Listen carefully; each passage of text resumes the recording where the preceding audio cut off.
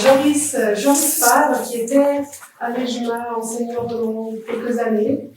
Malheureusement, vu qu'il venait depuis Genève, ça faisait du long trajet, donc maintenant il n'enseigne plus ici. Mais son jeu Miros, on l'a utilisé beaucoup au sein de l'EJMA. Il y a beaucoup de profs qui l'ont utilisé, exploité, qui l'utilisent encore. Et c'est tellement créatif, c'était un outil qui était tellement utile aussi pour les enseignants qu'on a décidé de le réinviter parmi nous pour qu'il nous parle de cet outil. Voilà. Joris qui a fait la formation longue aussi. Oui, il a fait la formation spécialiste en trouble de l'apprentissage.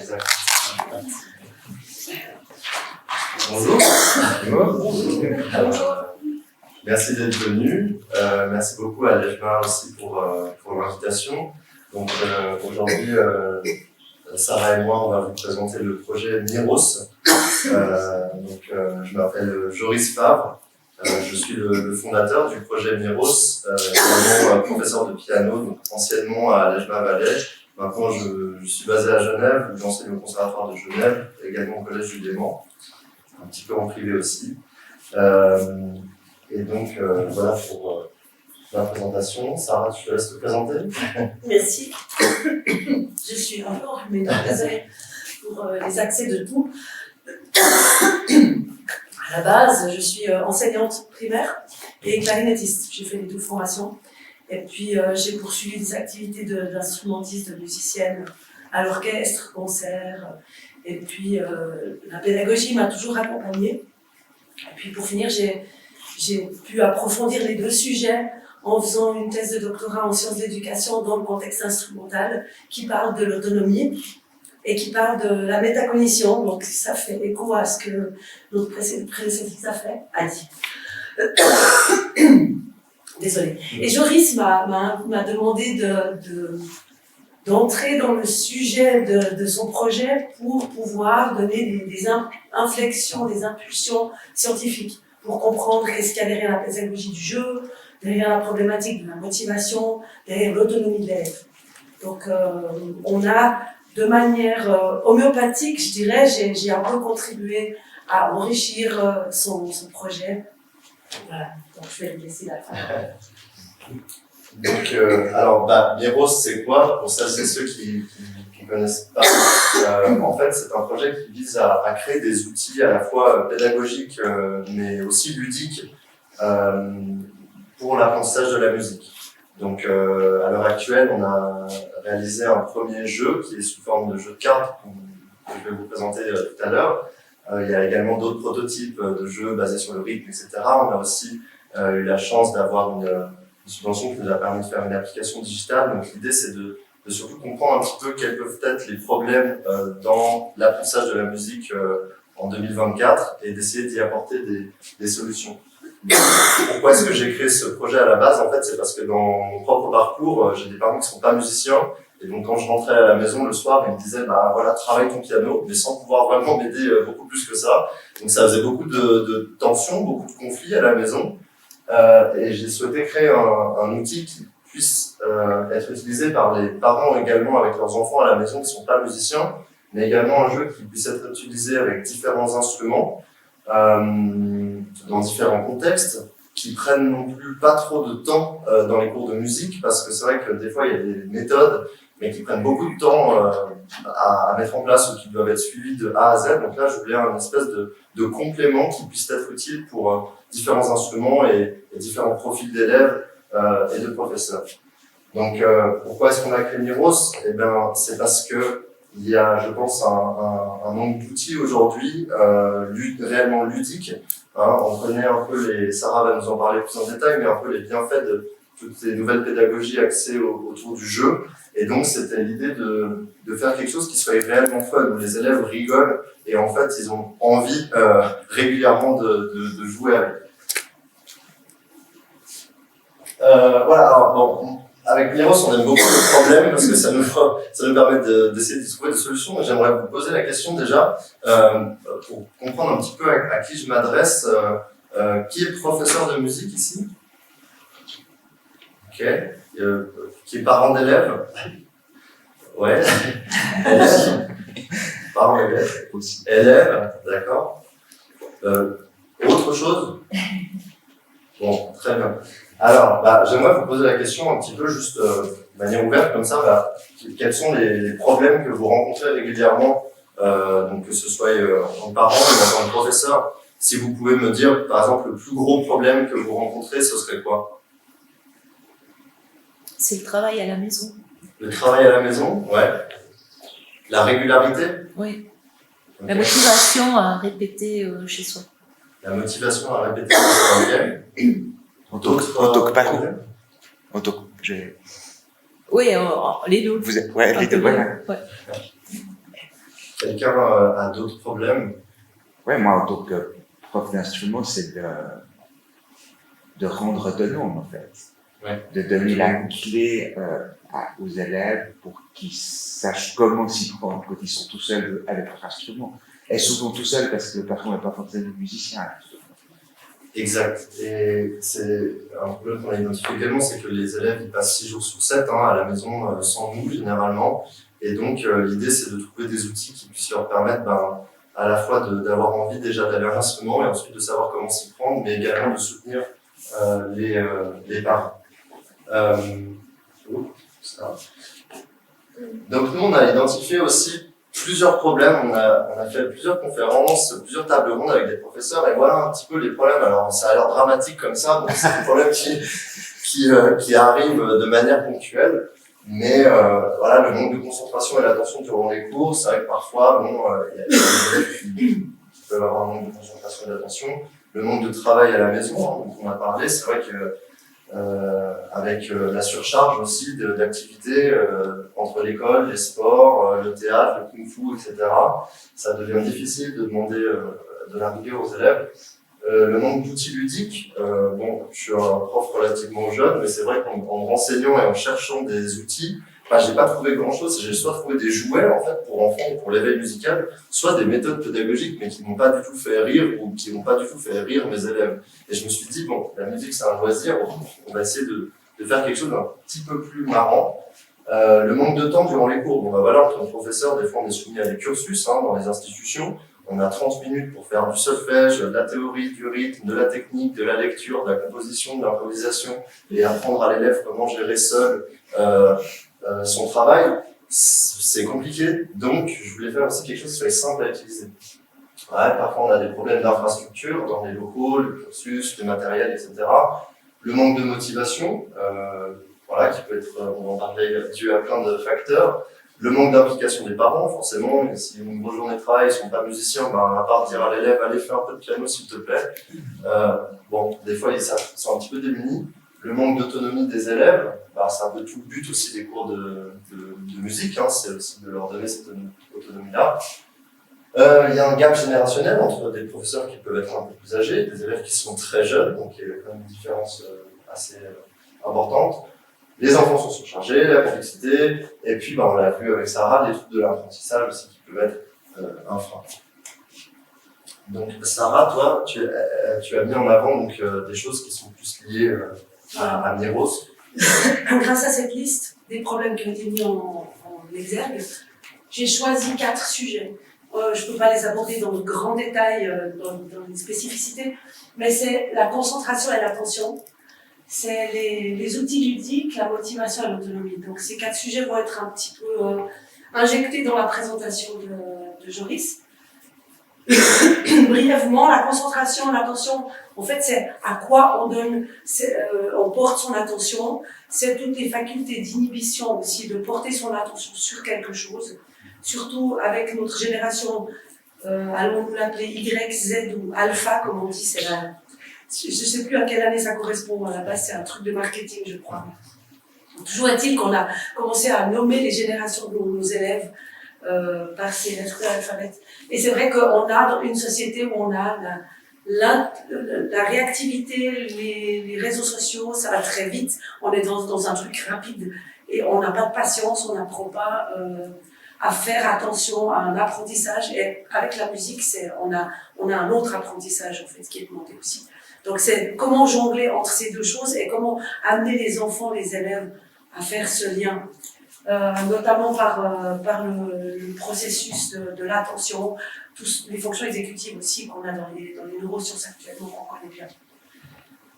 Les outils ludiques, ça sera la pédagogie du jeu, j'en parlerai après. La motivation, en fait, on parle plutôt d'une dynamique motivationnelle où il y a quatre pôles importants. Il y a tout ce qui est des facteurs d'engagement, les désirs, les besoins, les motivations de l'élève. À la base, pour jouer d'un instrument de musique, on est motivé, on a envie, mais après, ouais, il faut travailler à la maison. Et puis après, il y a l'engagement dans la tâche, donc c'est la persévérance, c'est tous les indicateurs d'engagement. Ensuite, il y a la performance, le sentiment de réussite, et puis toutes les représentations qu'on a par rapport à notre sentiment d'efficacité. Donc la motivation, en gros, c'est ce que je veux, ce que je peux et ce que je sais, si j'ose très vulgariser la thématique. Et puis l'autonomie, c'est le sujet de ma thèse, c'est le sujet de mes recherches. Il y a énormément de choses à dire. Et là, je pense qu'on prendra le temps, ça vaut la peine, parce qu'il y a des choses à faire comme prof d'instrument pour développer l'autonomie de l'élève, des choses très très concrètes qui parlent de comprendre la thématique d'abord, qu'est-ce que c'est que l'autonomie, pourquoi ça marche pas, pourquoi c'est difficile pour nous profs d'instrument, et puis qu'est-ce qu'on peut faire concrètement. Il y a des choses à faire dès les premiers cours d'instrument. Donc je me réjouis de la suite. Bon, il y a beaucoup de problèmes, mais on ne peut pas tout faire non plus. Hein. Nous, ce qu'on a identifié, et ce qu'on essaie de montrer avec nous, c'est des parents qui ne savent pas forcément comment, qui n'ont pas le temps d'accompagner leur enfant. Ça, on voulait trouver une solution. Que les écoles de musique ont peu de visibilité sur l'évolution des élèves au fil du temps. On voulait aussi trouver un petit peu un moyen d'aider aussi les écoles à se rendre compte plus concrètement qu'est-ce que travaillent les élèves, de quoi ils ont besoin, etc. Les professeurs de musique qui ont peu d'outils réellement ludiques ou alors pas le temps de les utiliser, et puis que les élèves aussi manquent de motivation, d'autonomie et qui ne s'amusent pas assez régulièrement. Alors, du coup, Sarah, tu peux nous en dire un peu plus sur l'autonomie. Un petit élément théorique comme ça. En fait, qu'est-ce que c'est qu'un élève autonome? Un élève autonome, imaginez votre élève qui vient, il va apprendre un morceau. Il devrait, supposons un élève chanteur, il va apprendre l'Ave Maria du nom. Et cet Ave Maria, il va voir que le texte il est en latin, ok, la prononciation, il y a le premier prélude de Bach, il y a plein d'informations qui lui viennent. Donc il doit définir des objectifs. Il doit lui-même structurer pour dire, ok, alors je dois apprendre ça, je vais écouter la pièce, il va structurer, planifier. Il choisit des stratégies. Peut-être qu'il devra apprendre à prononcer de manière latine. Peut-être qu'il devra réécouter la partie de piano uniquement pour, voilà. Il va analyser avec l'aide du professeur ou de quelqu'un la partition. Il choisit des moyens. Et c'est des stratégies qui sont à la fois techniques d'apprentissage, mais aussi des stratégies volitionnelles de maintien d'engagement qui le motivent. Donc le fait de travailler avec un pianiste, peut-être directement, il chantera, il a un projet. Donc c'est des choses que lui peut mettre en place, en théorie, dans l'idéal. Ensuite, il détermine les critères d'évaluation, il va s'enregistrer, il va dire, ok, alors quand je fais ça comme ça, c'est bien, c'est pas bien. Là, je dois améliorer peut-être la justesse. Ici, je dois mieux tenir la ligne musicale. Là, je ne sais pas encore ce qu'il faut faire au niveau de la structure de la pièce, etc. Donc, il dirige ses propres pratiques, il s'autorégule, se corrige. Ça, c'est le modèle de Zimmermann, c'est la théorie. Donc, dans l'idéal, un élève autonome, en théorie, selon les recherches scientifiques, c'est ça. Donc, vous imaginez le boulot pour un gamin qui vient en cours et qui est censé faire tout ça tout seul. On lui en demande beaucoup. Il devrait être très proactif et très réactif. Alors, à quoi sert le prof là-dedans? Eh bien, justement, le truc, c'est que quand on enseigne, nous, on a le réflexe d'expliquer. On est le virtuose de l'instrument. On connaît les codes musicaux. Comme prof, je dis nous, des profs. On gère, on sait comment apprendre, apprendre à apprendre. Donc, c'est nous qui prenons en charge la grande partie du travail. Et en fait, pour être vraiment autonome, si vous voulez apprendre quelque chose, vous devez vous engager, vous, dans l'apprentissage, être actif. Et c'est le problème, c'est que les profs d'instruments, on sait tout bien les choses et on veut aider l'élève. On veut tellement l'aider qu'on fait à sa place. Et on prend en charge une grande partie de ce processus. Et c'est pour ça qu'il faut trouver un équilibre, déjà comprendre ça, puis après trouver un équilibre pour amener les élèves à être autonomes. Et un des moyens, c'est justement avec Miros, avec le jeu de cartes, parce qu'en jouant avec Miros, il prend en charge son apprentissage. Il a les cartes en main, il va à la maison, il s'exerce, et c'est lui qui décide, qui dit à ses parents ou à ses frères et sœurs comment faire, etc. Donc c'est un moyen, Miros, et l'autonomie, ça serait un grand sujet, mais c'est pas le propos. Donc, la solution un peu de manière concrète qu'on a voulu faire, c'est, grâce au jeu, c'est soutenir le rôle des parents grâce à un jeu qui soit simple, ludique, à utiliser en famille. Voilà, si parfois il y a des conflits, c'est toujours bien d'avoir une porte de sortie plutôt que de rester dans une situation de conflit. Ça permet d'amener un peu de légèreté dans les sessions de pratique. Grâce à plutôt l'application digitale, on aime offrir aussi aux écoles des nouveaux outils avec plus de visibilité et favoriser aussi avec le jeu de cartes les échanges entre les élèves. C'est vrai que j'ai des élèves qui ont fait 4 ans de piano, qui n'ont jamais joué avec quelqu'un d'autre, qui n'ont pas fait de jeu en groupe, etc. Donc ça dépend des profils, des écoles, etc. Mais c'est quelque chose où tout de suite le but c'est de jouer en fait à plusieurs. Et ça c'est surtout dans des instruments comme le piano où en fait on peut tout faire tout seul. On est assez indépendant, donc c'est assez intéressant de pouvoir favoriser les échanges. Ensuite, on voulait soutenir les professeurs avec des outils qui soient modernes, inclusifs et rapides à mettre en place. En fait, l'idée, c'est pas de rajouter du temps dans le cours, mais de le transformer. C'est-à-dire, on rajoute pas 5 ou 10 minutes avec Miros, mais c'est comment est-ce que ça donne une gamme de do majeur en fermant les yeux? Qu'est-ce que ça donne une gamme de do majeur en faisant comme si l'instrument était brûlant? Qu'est-ce que ça donne une gamme de do majeur, etc. On peut jouer avec des défis qui sont présents dans le jeu.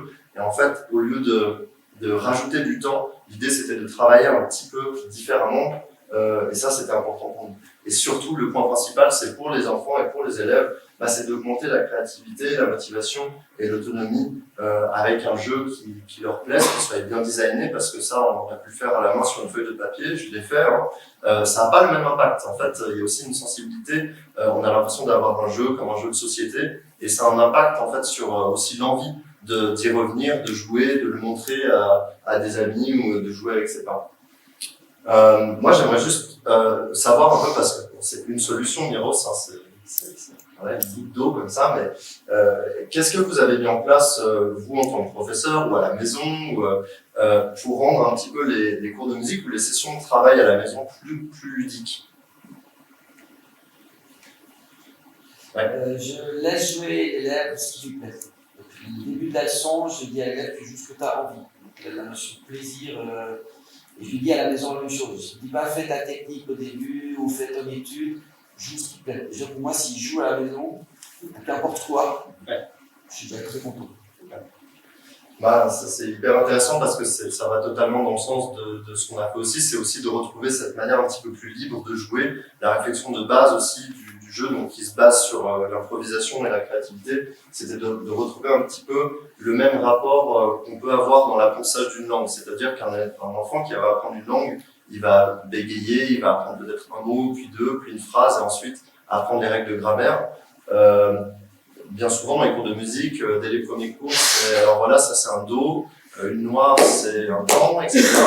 Là on a une clé de sol, alors qu'en fait on pourrait rester 6 mois justement à jouer presque complètement librement, et l'élève il n'est pas en train de faire justement n'importe quoi selon nous, il est plutôt en train de se faire une espèce de bagage sonore et une logique avec son instrument qui est très naturel et très importante selon nous, et c'est ce qu'on a voulu aussi retrouver dans le jeu.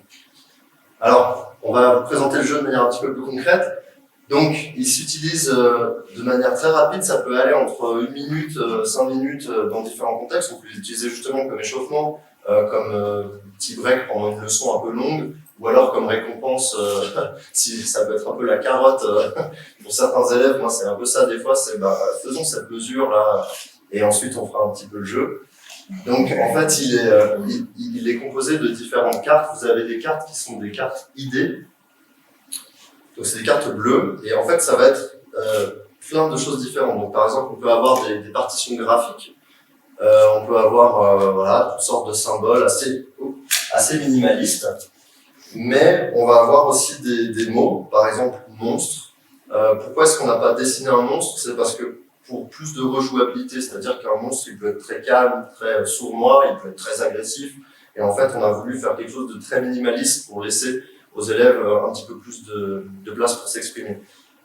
Pourquoi il y a 4 mots? En fait, c'est qu'il y a, on a la chance ou la malchance en Suisse d'avoir plusieurs langues.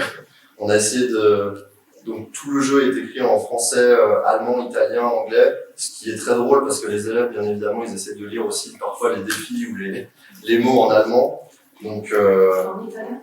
en italien aussi, bien sûr, parfois. Donc voilà, les cartes idées servent à donner une orientation, une direction à l'improvisation de l'élève. Et les cartes jaunes, en fait, sont des cartes défis qui sont des petits challenges, en fait, pour permettre aux élèves de jouer de manière différente avec leur instrument. Donc il y a plusieurs modes de jeu, on peut essayer on va vous les expliquer après. Il se joue avec tous les instruments. Ça, c'était important pour moi aussi qu'un clarinettiste et un joueur ou une joueuse de cordes des Alpes pouvaient faire une improvisation ensemble. Parce qu'au piano, batterie, guitare, chant, j'imagine qu'on a pas mal de méthodes. Bon, accordéon, j'imagine peut-être déjà un petit peu moins, donc c'était l'idée de pouvoir jouer toutes et tous ensemble. Ça se joue à partir de 6 ans, mais jusqu'à 12, 13 ans, ça marche très bien. Tout est en écriture inclusive, que ce soit au niveau des langues, donc c'est dans les différentes langues suisses, mais c'est aussi l'écriture non genrée et le design adopte une typographie qui est aussi assez agréable pour les personnes dyslexiques de par son minimalisme et un code de couleurs. On a aussi mis des cartes personnalisables dans le jeu, donc les enfants peuvent dessiner des dessins ou créer leurs propres défis. Et puis, on a la chance d'avoir pu le produire en Europe avec des matériaux recyclés qui sont certifiés FSC. Alors là, vous vous dites, oui, non, mais alors il veut nous vendre combien son truc, etc. Alors, la Miros, en fait, c'est une association à but non lucratif pour l'instant, donc on n'a pas, à l'heure actuelle, ça fait 3 ans que je travaille sur le projet, on n'a pas vendu un jeu, par contre, on en a offert environ 1000 à travers la Suisse. Et si vous écoutez bien et que vous êtes sage, peut-être qu'à la fin, vous aurez le droit de repartir chez vous avec un exemplaire gratuit. Donc on est très fiers de ça et de pouvoir mettre à disposition nos jeux gratuitement. C'est pas dit que ça reste parce que ça a un coût aussi, cela, mais peut-être que dans le futur, on le commercialisera, mais pour l'instant, on est très fiers de pouvoir l'offrir gratuitement. Alors le temps passe vite, on va essayer de jouer, voilà. Alors, comment ça marche? Alors tiens, on va faire voilà, comme les magiciens, regarde, parce que pour prouver que c'est pas truqué, je mélange le jeu. Alors, en fait, on va faire le mode qui est le plus fun pour les élèves. Je vais prendre 3 cartes que je vais vous montrer, et puis je vais vous en jouer une, et ensuite vous essayerez de deviner laquelle j'ai joué. Donc là, on a une carte. Ok, rêve, très bien. Alors voilà, par exemple, on a ces 3 cartes, je ne sais pas si vous les voyez bien. Non. Alors là, on a 3 petites notes sur une portée où il n'y a pas de clé et 2 croches qui se baladent dans la nature. Ici, c'est le mot rêve, ou Traum, Sogno, Dream. Voilà. Et là, on a un espèce de cercle avec des petits carrés, donc 1, 2, 1, 2 et 3 petits carrés. Donc ça, c'est un premier mode de jeu. On peut jouer quelque chose et ensuite la personne qui écoute doit deviner qu'est-ce qu'on a joué. Mais ce qui est drôle, c'est en plus de rajouter un défi. Alors ce qui se passe, c'est que, voilà, je mélange, toujours. Et Sarah, je te donne 3 défis. Et puis toi, tu peux en choisir un pour moi. Donc tu peux les lire. Tu peux les lire les 3. Et puis tu en choisis un pour moi. C'est invente un défi, tu te l'as inventé toi-même un défi. Alors ok. Et puis là, tu as les 2 autres si tu veux en choisir un de ces 2-là. Pour moi? Non, pour moi. Tu dois jouer de moins en moins fort. Ok. Je fais celui-là? Ouais. D'accord. Alors je vous mets les cartes ici. Comme ça, vous les voyez. Hop là. Et puis, donc, dans le jeu, il y a un petit sablier. Pourquoi un sablier? Parce qu'on ne voulait pas que les élèves mettent une alarme sur l'iPhone et qu'après ils aillent sur TikTok. Donc, du coup, on a mis ça. Et surtout, le sablier, ça apporte un peu de souplesse parce qu'on n'est pas obligé de finir exactement à la seconde près. On n'est pas dérangé par un timer qui fait di au milieu de notre improvisation sonore. Et puis surtout, ça permet aussi visuellement à l'élève de construire un peu, de savoir quand est-ce qu'est la fin de l'improvisation. Alors, je vais vous voir un truc, on va voir ce que ça donne. Alors, c'est parti.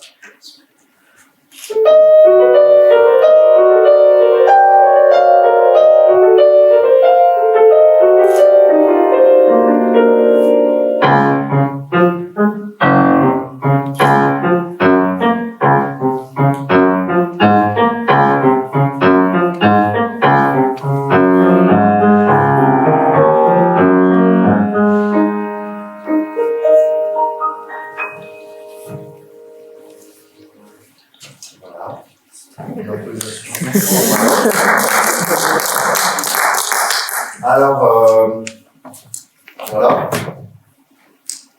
Qui pense que c'était celle-ci? Levez la main. Non. Qui pense que c'était rêve? On peut commencer comme ça. Ouais. Qui pense que c'était Comme ça. celle-ci? à la fin. Ouais. Position clé de Ouais. Exact. Bon, bah parce que vous êtes des professionnels, je vais vous faire un piège. Hein. Mais moi, j'avais plutôt l'idée de faire celle-là avec deux ta ta ta ta ta ta, etc. avec une mesure à 7 temps. Mais effectivement, j'ai fait un petit peu, j'ai essayé de tricher un petit peu pour vous induire en erreur. Et ce qui est très intéressant, en fait, c'est qu'il n'y a pas de point, vous n'avez pas gagné ou moi j'ai gagné.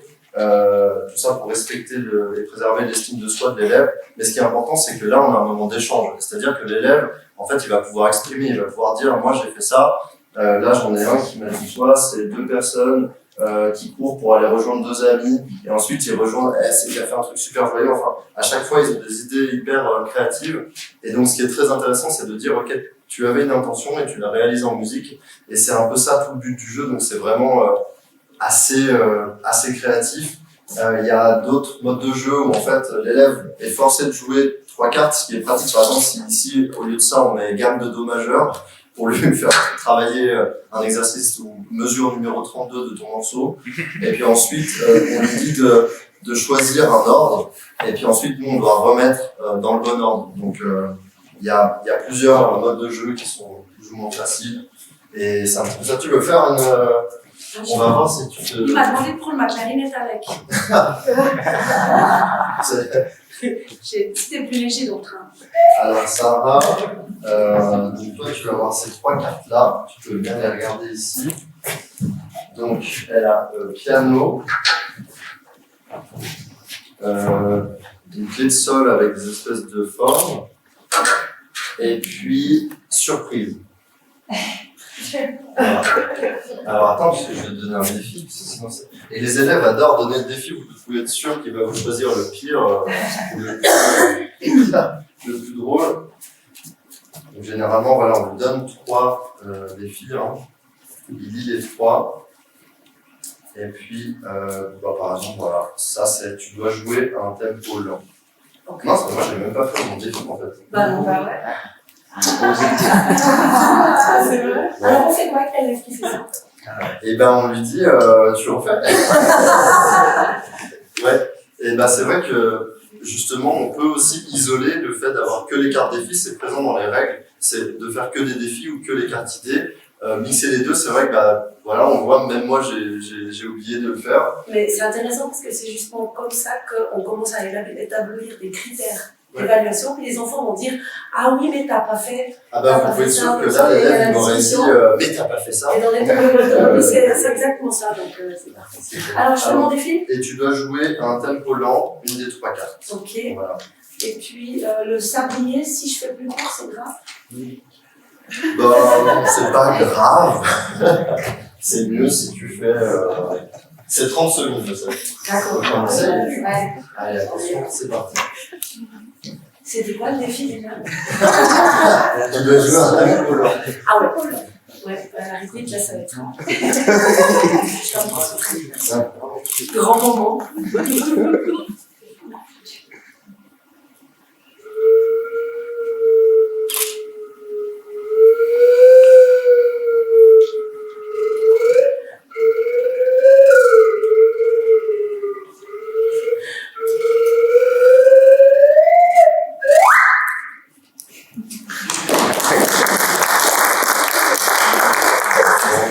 Plutôt respecté. Hein. Ouais. Bravo. Et puis alors, c'est pas facile. Alors est-ce que c'était piano qui pense que c'était piano?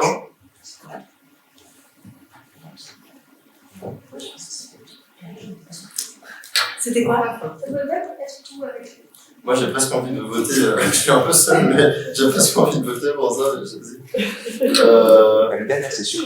Qui pense que c'était celle-là? Vous n'êtes pas surprise? Ah oui, oui. Je vais faire une surprise avec l'aigu à la fin. C'était la surprise. Mais ça aurait pu être ça, ouais. Mais ça, c'est à cause de la flûte à coups. En fait, voilà, vous voyez, ce qui est intéressant, c'est vraiment l'échange et de dire, qu'est-ce que tu aurais changé si tu avais fait ça. Donc ça, c'est ce qui est un petit peu intéressant, c'est de... Et c'est super parce que quand on a les cartes dans la tête, on est très clair nous, Oui. puis l'autre comprend autre chose. Donc on parle vraiment de la communication là, après, de verbaliser là. Et c'est aussi, parfois on peut faire, on va en parler après, mais parfois on peut faire quelque chose de très esthétique, hein, ou alors pas du tout, c'est pas forcément une prérogative de faire quelque chose qui soit esthétiquement joli. Le but c'est d'essayer de faire quelque chose qui représente le plus la carte en musique. Donc le jeu paraît très simple comme ça, mais il y a aussi beaucoup de pédagogie autour de ça, beaucoup de théorie. Donc Sarah, je te laisse peut-être un petit peu expliquer. Il y a énormément d'auteurs qui se sont intéressés à la pédagogie du jeu. Les premiers jeux, les jeux éducatifs, pédagogiques qu'on a commencé à intégrer, c'était autour des années 1900 si je ne me trompe pas, où on a commencé à les intégrer à l'école parce qu'on a compris que, on apprend en jouant. Et puis qu'on a utilisé ça comme moyen pour l'enseignement. Donc, dans la pédagogie du jeu, il y aurait beaucoup à dire, mais je ressors 4 points. Il y a toute cette notion de liberté, de oser faire, on est libre, on ne peut pas faire faux. Pour l'enfant qui apprend un instrument, il y a la notion de faux, de note fausse, qu'on doit respecter le texte. Et là, ça ouvre vraiment les possibles, ça dédramatise. Il y a toute la notion d'abstraction, les codes. Donc ça peut être pour ça, pour les petits, le geste et le son, mais c'est aussi tout ce qui est la symbolique, la notation musicale, qu'on retrouve après dans la musique contemporaine aussi. Un Flatterzunge, comme j'ai fait tout à l'heure, peut être exprimé de différentes manières. Et ça ouvre l'imagination. Après, il y a dans la notion de jeu, il y a des jeux on parle de jeux complètement libres, où il y a les jeux avec des règles. Et le fait d'avoir des contraintes, des règles à respecter, ça oblige une certaine créativité aussi. On doit trouver des solutions et on augmente notre capacité, notre potentiel. C'est ce qu'on voit avec les contraintes dans Miros. On est obligé de respecter un défi, un timing et on doit choisir une carte. Donc il y a une prise de décision, on a des conflits avec soi-même parce qu'on aurait envie de faire autre chose peut-être, mais non, on doit quand même respecter dans cette liberté. Et ça ouvre la zone proximale de développement pour ceux qui connaissent Vygotsky. Donc on est dans notre zone, puis on augmente un petit peu le potentiel parce qu'on doit chercher des solutions. Alors il y a une gestion de soi-même et l'interaction avec les autres, si on peut le faire. Dans la pratique, on pouvait jouer à plusieurs, mais effectivement, il y a aussi la possibilité avec ce jeu d'avoir plusieurs joueurs au double sens, joueurs de jeu et joueurs musiciens. Puis ça touche le jeu, évidemment d'abord émotionnel, affectif. Il y a tout ce qui est sensorimoteur, développement psycho, etc. Le cognitif, parce qu'on utilise quand même notre cerveau, et la morale, le respect des règles, l'écoute, et puis le côté social. Et puis finalement, ce serait jouer pour apprendre, mais aussi apprendre des codes musicaux, des techniques pour s'amuser, pour jouer. Donc ça va dans les deux sens. Donc en pratique, voilà ce que j'ai essayé de mettre un petit peu en place aussi, de manière concrète dans le jeu, c'est de pouvoir faire appel à différents types d'improvisation, que ce soit idiomatique, non-idiomatique. On peut très bien prendre un morceau qu'on connaît et changer une note, et peut-être que ça sera ça au final la surprise. Et c'est déjà excellent, en fait, il n'y a pas forcément de faire du jazz ou de l'improvisation complètement libre. Ce que j'aime bien, c'est la souplesse, en fait, de par le minimalisme un petit peu du jeu, ça ouvre pas mal de portes à différents types d'improvisation. Et on peut passer de l'un à l'autre librement. La créativité, comme l'a dit Sarah, c'est vraiment en fait cette notion de contrainte. Souvent, on confond un peu imagination, intuition, etc., créativité. Mais pour que la créativité apparaisse, il faut déjà avoir l'envie de se rendre créatif. Ensuite, il faut une période généralement qu'on appelle d'incubation, c'est-à-dire ok, j'ai ces 3 cartes, laquelle je vais choisir et qu'est-ce que je vais faire avec mon instrument. Et c'est quelque chose qui va relativement vite. Et ensuite, il y a une sélection d'idées, c'est-à-dire, ok, j'ai tout ce panel d'idées, je vais en choisir une et aller dans cette direction. Il y a la réalisation ensuite, qui est un petit peu différente peut-être de ce qu'on avait imaginé, ou alors exactement la même chose. Et ensuite, c'est surtout le débriefing. Tiens, j'aurais peut-être dû faire différemment, j'aurais peut-être pu utiliser ça. Et donc, c'est vrai que là, vraiment, c'est là que la créativité apparaît. Les niveaux de Kratus, c'est simplement que, en fait, c'est une théorie assez ancienne, mais qui nous dit que l'improvisation, en fait, souvent, on commence par le blues ou des choses assez codifiées. Et en fait, ça, c'est quasiment dans les dernières étapes qu'il faudrait faire ça. D'abord, il y a d'avoir une intention. Ensuite, c'est de relier l'intention avec une action, d'avoir une émotion, des dynamiques, etc. Et tout ça sans forcément un vocabulaire ou un langage musical précis. Préserver l'estime de soi de l'élève, c'est très important. On l'a vu aussi notamment avec les troubles de l'apprentissage. C'est hyper important que l'élève il se sente capable et de lui dire, même si c'est entre guillemets un peu moche ce qu'il a fait, en fait c'est excellent parce que il a fait ce que lui était capable de faire ou elle était capable de faire et surtout il a essayé de représenter une carte en musique et c'est déjà un succès et ça c'est très important de le souligner. Le développement de la pensée critique, c'est une compétence qui est assez importante aujourd'hui, de pouvoir aussi s'exprimer, de défendre ses idées, de communiquer avec son prof, de dire moi je préférerais faire ci, j'aurais préféré faire ça, etc. Donc ça participe au développement de la pensée critique. Tout transfert de connaissances, justement à travers les différentes cartes idées, par exemple qu'est-ce que ça donne ton morceau si tu l'interprètes en pensant à la surprise, peut-être que tes fins de partie, à chaque fois tu vas faire un crescendo qui a pas lieu d'être, etc. Mais ça va apporter un nouveau regard sur une même situation et participer au transfert de connaissances utiles pour l'apprentissage de la musique. La zone proximale de développement, souvent, moi je le vois, le jeu il me sort aussi un peu de ma zone de confort. Vous voyez, j'étais tellement concentré que j'ai même oublié le défi, quoi. Et donc ça permet de jouer des choses qu'on n'a pas l'habitude de jouer. Parce que c'est vrai qu'en tant que musicien improvisateur, en fait là je pourrais vous faire 40 improvisations, mais pas de manière créative. Ce que j'aime bien là-dedans, c'est que ça nous force à imaginer quelque chose, d'aller chercher un petit peu quelque chose d'assez profond. Et l'autonomie, c'est aussi présent dans le jeu. Et je te laisse Sarah peut-être nous parler peut-être rapidement. Je vois qu'on a le temps passe vite. L'autonomie ou la dynamique La dynamique motivationnelle. L'autonomie, c'est ce que j'expliquais avant dans le processus d'autorégulation. Après, je ne vais pas entrer dans tous les détails. Ça, c'est une représentation quand on parle de motivation, il faudrait plutôt parler de dynamique motivationnelle parce qu'il y a beaucoup d'éléments qui entrent en jeu, qui ne sont pas tous dans le contrôle du prof et de l'élève, en fait. Donc, on n'est pas non plus omnipotent, si on veut. Il y a 4 grands pôles. Les facteurs d'engagement, donc c'est tout ce qui est les désirs, les besoins, ce qu'on a envie vraiment en fonction de notre personnalité, de notre vécu. Il y a les normes culturelles, les attentes familiales, les interactions sociales, donc c'est les facteurs d'engagement plutôt liés à la personne et liés à l'environnement.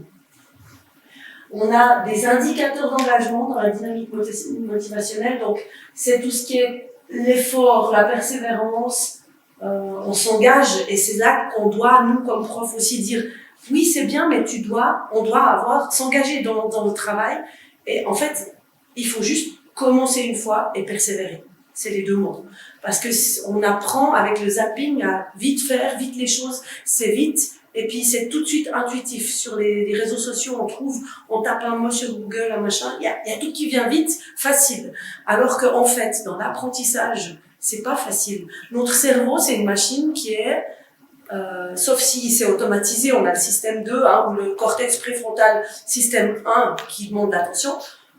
On doit faire un effort pour apprendre. On doit faire un engagement. Et c'est par la musique, notamment, que les enfants peuvent apprendre ça. Donc, voilà. Mais là, je dévie un peu.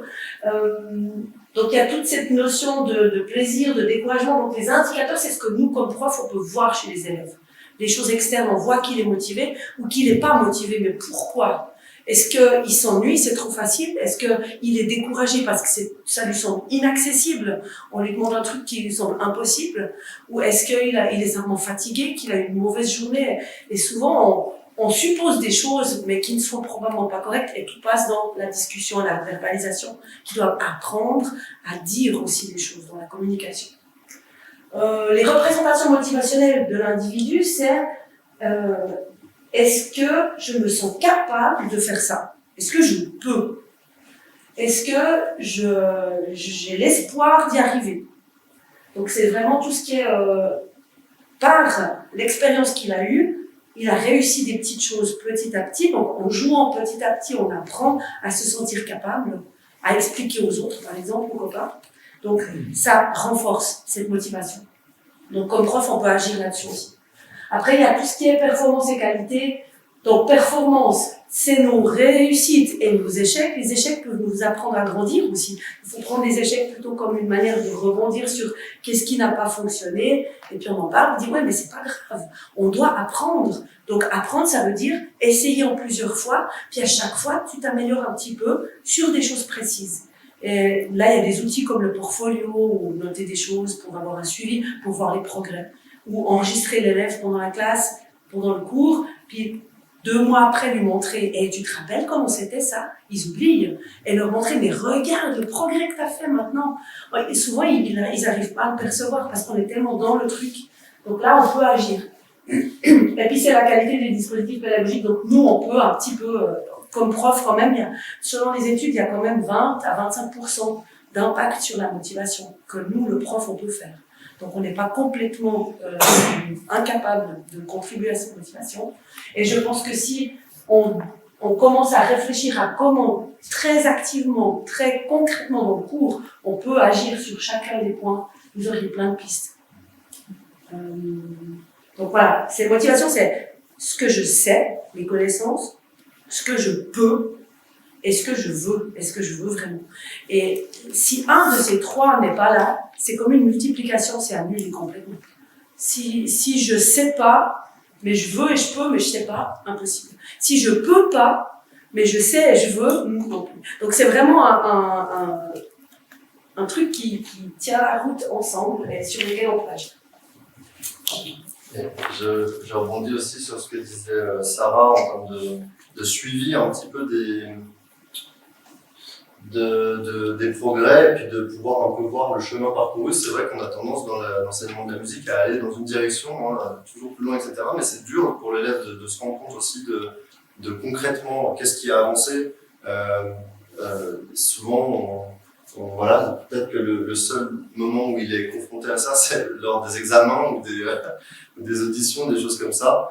Et donc, avec Miros, on avait fait aussi une application digitale, donc pour l'instant, elle n'est pas disponible au public, on l'avait fait en bêta-test. On avait fait tout un journal de bord, en fait, où l'élève pouvait renseigner de manière anonyme, en fait, la fréquence, quand est-ce qu'il travaillait son instrument, combien de temps il travaillait, qu'est-ce qu'il avait travaillé. Voilà, j'ai travaillé le rythme, etc., avec des petits conseils pour les parents, pour leur dire qu'est-ce que c'est le rythme, machin, et son niveau de motivation, parce qu'on peut très bien travailler 1 heure tous les jours, mais en fait, l'élève, on avait une échelle de 1 à 5, et l'élève n'est pas du tout motivé. Donc en fait, ce qui était très intéressant là-dedans, c'était que l'élève se rendait plus compte au final, qu'est-ce qu'il faisait durant la semaine, etc. Les parents, ça leur permettait aussi de cadrer un petit peu plus les sessions de travail. Et puis, on lui disait pas fais ci, fais ça, c'était ça. En fait, le but c'était pas de remplacer le professeur, c'était de donner plus de visibilité à l'élève. Tout ça, en fait, les données, de toute manière, le professeur n'y a pas accès parce que c'était pour être certain que les élèves le remplissent de manière transparente. Donc tout est anonymisé. Par contre, ce qui est extrêmement intéressant, c'est qu'en fait, on arrive à faire des statistiques à l'échelle d'une école entière, voire de la Suisse. Et du coup, on peut vous dire, en fait, les élèves de clarinette entre 7 et 8 ans, en une année, ils ont travaillé en moyenne tant de temps, telle fréquence, et puis ils ont privilégié le rythme, la composition, l'improvisation. Par contre, ils ont délaissé le jeu en groupe, la théorie et la technique. Et en fait, c'est assez intéressant, donc c'est pas... disons que c'est des choses qu'on peut retrouver par exemple dans les domaines du sport, et ça permet simplement d'avoir au moins une prise de conscience, que ce soit de la part des parents, des élèves, mais aussi des écoles de musique qui peuvent tout à coup comprendre un petit peu comment elles peuvent améliorer leur service. Donc là, pour l'instant, c'est quelque chose qui est assez complexe à mettre en place parce que ça demande ça demande que le journal soit rempli régulièrement, et ça demande aussi de changer les habitudes des professeurs et des élèves, des parents. Donc c'est quelque chose qu'on vise plutôt sur le long terme, mais voilà, on a des assez bons retours, même si peu de gens au final ont vraiment joué le jeu, donc voilà. Mais c'est une piste qu'on a explorée. Donc voilà, merci beaucoup pour votre écoute. Donc vous l'aurez compris, Miros, c'est un complément en fait qui peut être utile pour les profs, les élèves et leurs parents. Voilà, peut-être si vous avez quelques questions, on peut prendre juste une minute pour répondre à des questions. Oui. À partir de quel âge le jeu? Alors à partir de 6 ans, ça marche bien. On a testé avec des élèves de 5 ans. Bon, ça fonctionne, mais c'est vrai que c'est intéressant quand ils peuvent déjà jouer, justement parler d'autonomie aussi, quand ils sont capables de lire, etc., de pouvoir jouer ensemble. Donc la tranche d'âge vraiment où ça marche le mieux, c'est 7-11 ans. Ça c'est vraiment, ça marche très très bien dans cette tranche d'âge.